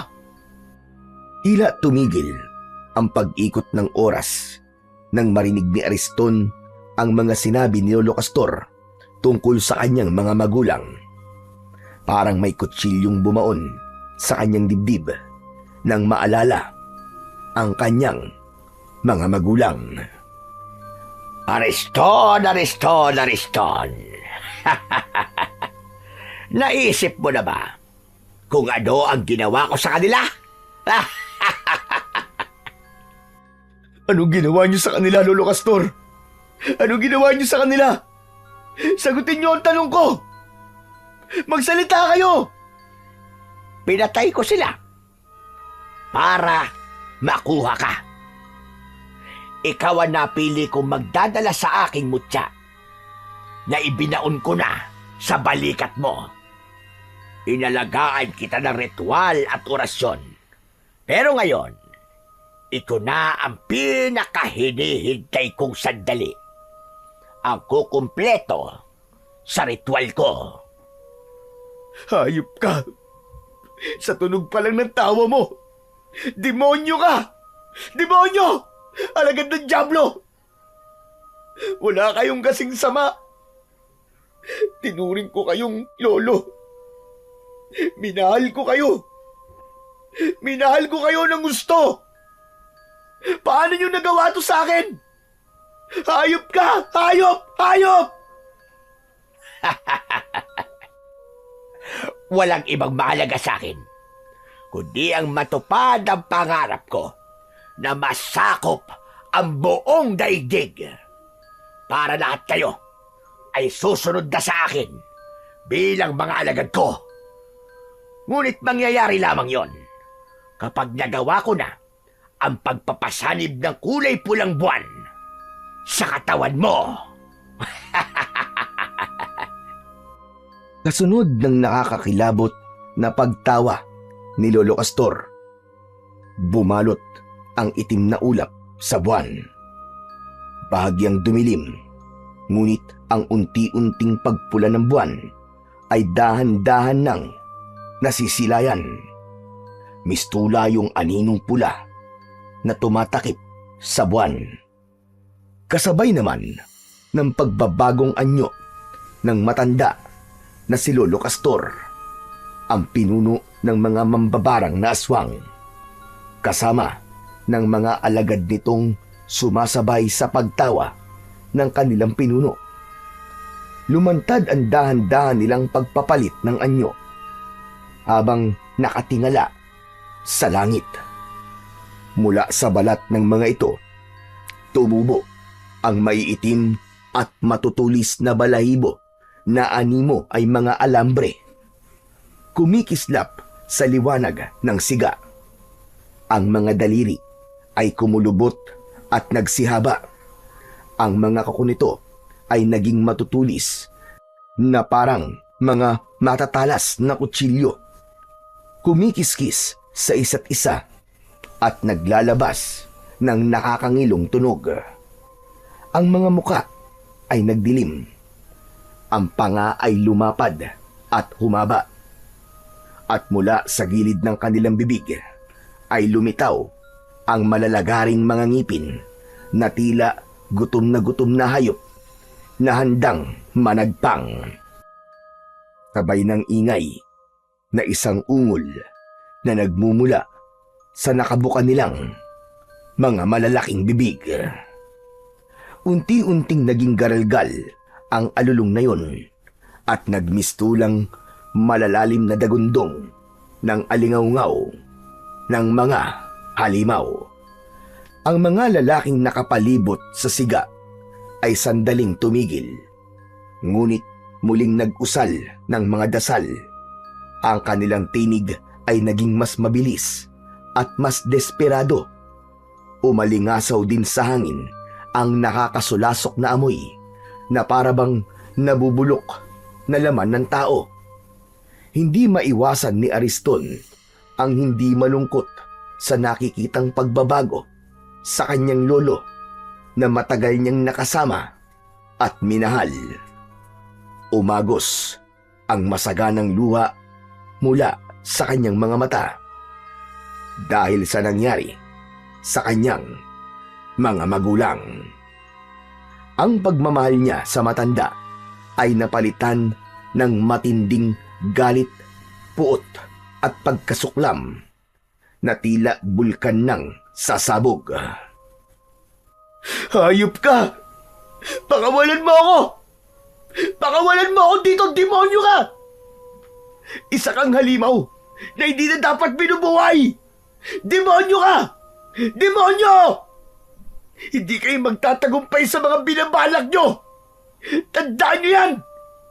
Pag nakawala ako dito, papatayin kita! Tatagtanin kita ng pinong-pino! Umalingaw-ngaw ang galit na boses ni Ariston. Ngunit hindi pa man nakakasagot si Lolo Castor. Nagsimulang pumula ang kulay ng paligid. Biglang sumilip ang kulay pulang buwan mula sa ulap. Ang liwanag nito ay tumama ng diretso sa katawan ni Ariston. Para bang kuryente yon na binalot ang buong katawan ng binata. At sa isang iglap, naramdaman ni Ariston ang walang kasing sakit na pagtama ng kung anong bagay sa kanyang dibdib. Naglaho ang kanyang galit at napalitan ng tila pagkalimot sa kanyang katauhan. Ang kanyang balat ay tila nagningning na para bang kumikislap na bakal. Bawat hibla ng damit ay nagliyab ng bagya at napunit. Nagkalasog-lasog sa lakas ng enerhiya. Ang mga ugat sa kanyang mga braso ay nagpakita. Kumikislap sa ilalim ng balat na para bang may dumadaloy na baga. Nang umpisang umihip ang malamig na hangin, ang lupa sa ilalim ng kanyang mga paa ay bagyang yumanig at ang mga damo ay gumalaw. Hinahatak ng hindi maipaliwanag na puwersa. Ang kanyang mga mata ay kumislap ng gaya ng nagbabagang baga. Sa malakas na daloy ng kapangyarihan, nagawa ni Ariston na sirain at wasakin ang lubid na gumagapos sa kanyang mga kamay. Wala siyang maalala tungkol sa kanyang sarili. Wala siyang ibang nakikita kundi ang matandang aswang na inuutusan siyang tumayo. Sige! Tumayo ka lang, aking mahal na apo. Tuparin mo ang bawat kahilingan ko. Sumalakay ka sa buong baryo. Patayin mo silang lahat. At wala kang ititirang buhay ni isa sa kanila. Masusunod po, mahal kong lolo. Ang kilos at anyo ni Ariston ay nagmistulang nag-ibang nilalang. Wala na sa katinuan at walang naaalalang kabutihan sa puso. Ang naaalala niya ay kung paanong pinatay ng taong bayan ang kanyang mga magulang. Kaya naman, bumalot ang galit sa kanyang dibdib. Sige, ipagiganti mo ang mga nangyari sa mga magulang mo, apo ko. Ipagiganti mo! Manasanang maglalakad si Ariston para sundin ang utos ni Lolo Castor nang biglang dumating si Mang Ebreo. Dala ang pang-spray ng lason sa tubo. Naamoy kagad ni Ariston ang bawang sa kagamitan na hawak ni Mang Ebreo. Ariston, gumising ka! Siya ang totoong kalaban! Huwag kang sumunod sa utos niya! Gumising ka, iyo! Huwag kang maniwala sa kanya, apo. Siya ang tunay na pumatay sa mga magulang mo. Naguguluhan na nagpalipat-lipat ng tingin si Ariston sa dalawa. Wala siyang maalala at hindi niya naiintindihan ang mga sinasabi ng mga ito. Sa kanyang nalilitong isip, nahawakan niya ang kwintas. Tila may puwersang nagpapaalala sa kanya ng konting eksena na natatandaan niya. Nakita niya sa kanyang alaala si Mang Ebreo habang nakikipaglaban ito sa mga halimaw, pati na ang mga ibinili nito sa kanya. Kasabay nito, lumiwanag ang kanyang mga mata. Sino ba talaga nagsasabi sa inyo ng totoo? Sino? Ako, Ariston! Ako ang nagsasabi! Nangako ka na hindi ka magpapasanib sa kasamaan! Ako ang paniwalaan mo, apo. Ako nagsasabi sa iyo ng totoo. Patayin mo ang lalaki niyan dahil siyang pumatay sa mga magulang mo. Kalokohan! Hindi ko pinatay ang mga magulang mo, Ariston! Dahil ako ang tunay mong ama! Siya ang totoong pumatay sa pamilya ko! Sa nanay mo! Malinaw na ngayon ang lahat sa akin! Siya ang pumatay sa pamilya natin, Ariston! Pagkatapos nun, umikot ang mga alagad ni Lolo Castor sa binata at umatake ang mga ito kay Mang Ebreo. Inisprayan naman ni Mang Ebreo ang mga kalaban. Binunot nito ang itak at gamit ang kwintas, kinalaban ng lalaki ang mga aswang. Saka lang may naalala si Ariston sa pagbalot ng malakas na enerhiya sa kanyang katawan. Naalala niya ang lahat. Naghari sa kanyang dibdib ang katotohanan. pati na ang mga sinabi ni Mang Ebreo na ito ang kanyang tunay na ama. Naalala ko ng lahat. Humanda kayo! Dahil ito na magiging katapusan nyo! Sa gitna ng kulay pulang liwanag, nagsimula ang matinding sagupaan. Nagharap sina Ariston at Lolo Castor, at sa bawat galaw ay may napapatay na halimaw si Ariston. Sumugod si Lolo Castor, mabilis at mabangis, ngunit nang kumislap ang pulang liwanag sa katawan ni Ariston, nagbago ang lahat. Sa bawat galaw niya, nag-iiwan siya ng bakas ng liwanag na parabang naglalagablab na apoy. Nang salubungin niya ang pag-atake ni Lolo Castor, tinamaan niya ito sa dibdib ng kanyang kamao na may nagbabagang enerhiya. Umalingaw-ngaw ang malakas na dagundong ng pagyanig ng lupa. Ano nangyayari? Bakit kakaiba ka, Ariston? Dahil nagkamali ka ng pagtatanim ng mutya sa balikat ko. Nangyari yon sa tapat mismo ng balete. Kaya naman ang malakas na enerhiya ng mga nag-aalagang engkanto doon ay nahigop ng mutya. At yun mismong gagamitin kong pampatay sa'yo at sa mga halimaw na kagaya mo. Malakidlat ang suntok na tumama sa katawan ng pinuno ng mga bangkilan. Tumalsik ito. Ang balahibo ay nagliyab sa bawat atake sa kanya. Ngunit sa huling bugso ng laban, itinaas ni Ariston ang kanyang kamay at isang malakidlat na kulay pulang liwanag ang nabuo. Hugis pana na bumulusok papunta sa katawan ng kalaban. Tumarak yun sa katawan ni Lolo Castor at sa isang iglap bumagsak ito sa lupa at tuluyang nagliyab at naging abo. Bigla namang dumating ang mga aswang. Si Mang Ebreo ay mabilis na kumilos. Itinaas nito ang pang-spray na bawang. Nagliyab ang kanilang mga balat bago sila isa-isang naging abo na tinangay ng hangin. At dahil sa suot na kwintas ni Ariston, hindi siya tinablan ng amoy at katas ng bawang. Yun ang proteksyon na ibinigay sa kanya ng kanyang ama. Nakatayo lang si Ariston, hingal ngunit matatag. Ang kanyang katawan ay patuloy pang nagliliyab ng pulang liwanag. Tanda ng kapangyarihang bumabalot sa kanya. Anak, nalampasan mo ang pagsubok. Nakawala ka sa sanib ng kulay pulang buwan. Tay, totoo po ba talagang kayo ang ama ko? Oo anak, narinig ko sinabi ni Castor habang wala kang malay. Sinabi niya na siya nasa likod sa pagpatay sa mga batang 1 taong gulang ang edad at kinuha ka niya sa akin. Kalimutan na po natin yung tay. Ang mahalaga ay magkasama na po tayo ngayon at bubuo po ulit tayo ng panibagong bukas na puno ng pagmamahal at kapayapaan.